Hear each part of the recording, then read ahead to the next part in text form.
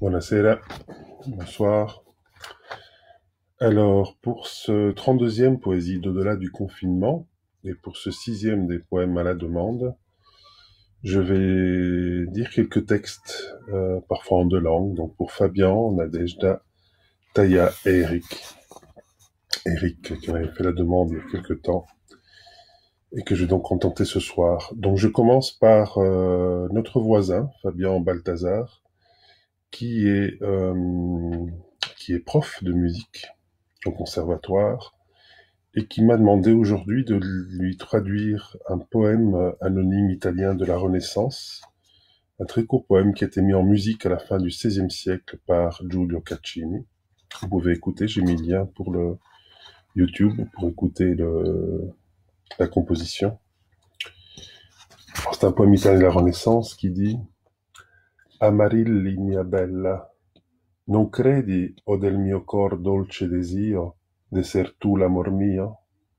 Credilo pur, e sì timor t'assale, prendi questo mio strale, aprimi il petto e vedrai scritto in core, Amarilli è il mio amore. Amarilli, ma belle, ne crois-tu pas au doux désir de mon cœur que c'est toi, mon amour? Crois-le bien. Et si la crainte t'assaille, prends mon dard, ouvre ma poitrine et tu verras écrit sur le cœur, Amarilli est mon amour. Alors pour Nadejda Peretti, ma femme, mon épouse, ma compagne, son poème préféré, I limoni, les citrons, extrait de Ossi di Seppia de Eugenio Montale, immense poète italien. Ascoltami, i poeti e i laureati si muovono soltanto fra le piante dai nomi poco usati, bossi, ligustri o acanti. Io, per me, amo le strade che riescono agli erbosi, fossi dove in pozzanghere, mezzo seccate, agguantano i ragazzi qualche sparuta anguilla. Le viuzze che seguono i ciglioni discendono tra i ciuffi delle canne e mettono negli orti tra gli alberi dei limoni. Meglio se le gazzare degli uccelli si spengono inghiottite dall'azzurro, più chiaro si ascolta il sussurro dei rami amici nell'aria che quasi non si muove e i sensi di quest'odore che non sa staccarsi da terra e piove in petto una dolcezza inquieta. Qui delle divertite passioni per miracolo tace la guerra. Qui tocca anche a noi poveri la nostra parte di ricchezza ed è l'odore dei limoni. Vedi? In questi silenzi in cui le cose s'abbandonano e sembrano vicine, a tradire il loro ultimo segreto, talora ci si aspetta di scoprire uno sbaglio di natura, il punto morto del mondo, l'anello che non tiene, il filo da disbrogliare che finalmente ci metta nel mezzo di una verità. Lo sguardo fruga d'intorno, la mente indaga, accorda, disunisce nel profumo che dilaga, quando il giorno più languisce. Sono i silenzi in cui si vede, in ogni ombra umana che si allontana qualche disturbata divinità. Ma l'illusione manca e ci riporta il tempo nelle città rumorose dove l'azzurro si mostra soltanto a pezzi in alto tra le cimase. La pioggia stanca la terra, di poi.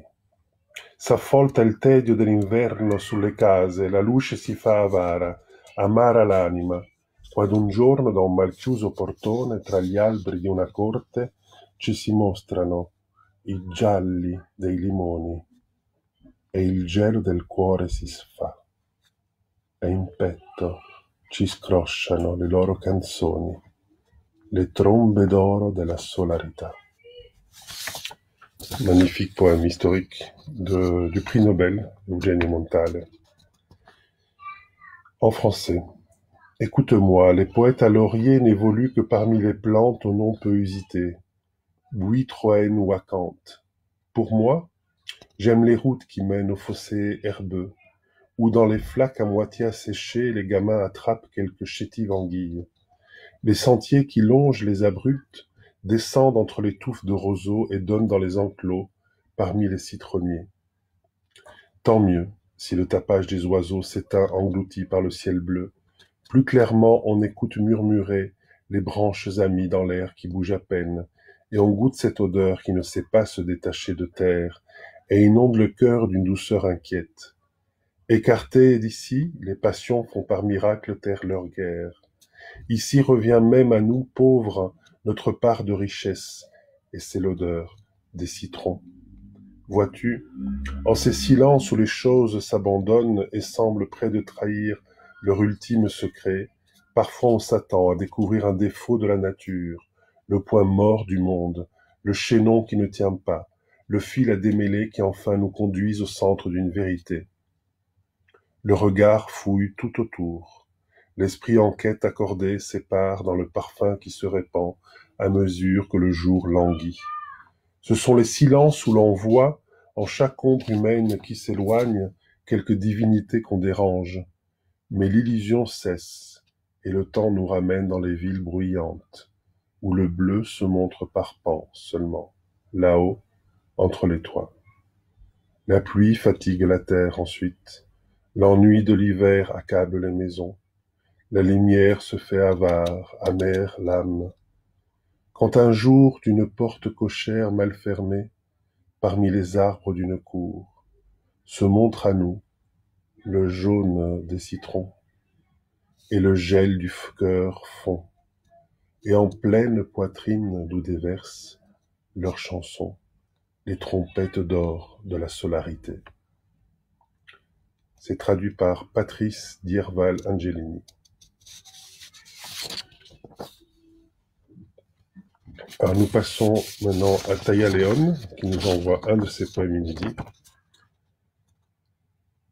Taya León, qui est une habituée de la boutique, que je salue, et des lectures à la cool de l'été. Espérons pouvoir les refaire.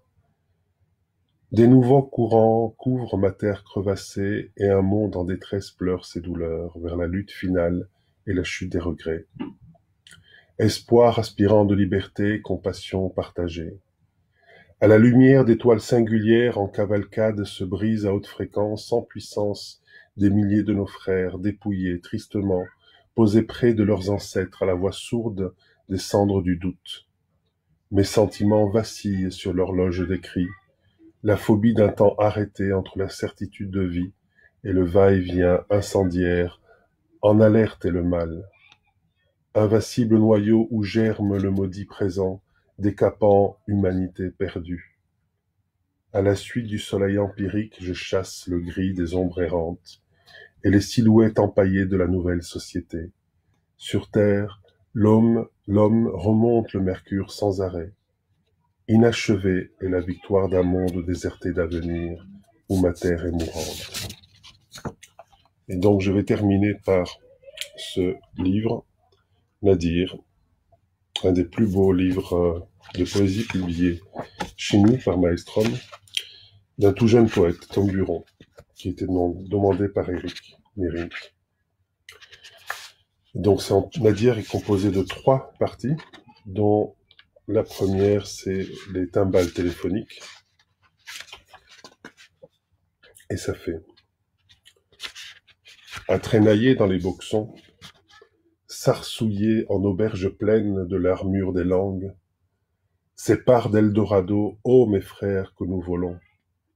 Le thème soudain, souverain des chérubins au laurier, la monnaie d'un instant monument, je vais te le dire pour le nier ensuite. Nous ramasserons les douilles de nos béguins pour en faire des époques. Elle veut être célébrée, se faire nucléaire, pour contenir le galop des écailles millénaires sur pupilles haut voltage, mais peut-être pourrions-nous rouler jusqu'au côté ensoleillé du continent. Quand je l'ai vue, j'ai joué mes 100 poumons, j'ai cru domestiquer la brume, me brûler entre les cuisses d'une autre planète, herzienne et mienne, horloge tsarine. Ne suis-je plus qu'un fac-similé du pirate que j'ai été? Cabine du loup pleine de miroirs christiques, d'oiseaux de proie qui ne veulent rien savoir, flou combustible, flou néphaliste. Pourquoi l'écho des balles? en tes yeux les madones, ma belle enfant. Dans le vin jaune et sur les rives, à l'aube à la renverse, je ne confesse qu'aux déflagrations du bitume nervuré de mes naissances héroïques sur tes fras bleus. Tes voluptés n'apparaissent plus qu'en les volutes, et puis le thé d'une de ces imitations matinales, autre romance, autre locomotive, tandis qu'en mon larfeuille, quelques-uns de tes mots resquilleront une berceuse canevas des jours enfuis. Me plais-je à rester dans le champ de tir? Tu peux venir les bras chargés de charme, cet amour est inutilisable. Ta consonne qui frappe une autre et puis le A. L'audience malade de l'étreinte.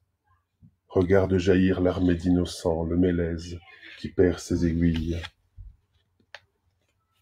Par orgueil, fais-moi la plus belle des menaces. Long ces lions, puis l'ouvre sac, ces quatre murs lacustres. Sur l'orbe qui manque le fanal, si tu y bâtis des microclimats, échec et mat, je mets mes dents au clou pour toi. Je change 6 fois de nom, puis prends la première à droite jusqu'à toi. Tes strophes de Benshi à-dessous ton sikou lascif, comme les humeurs d'hiver, déverse une heure ô si tendre. Voilà, c'était un petit extrait de Nadir de Tom Buron.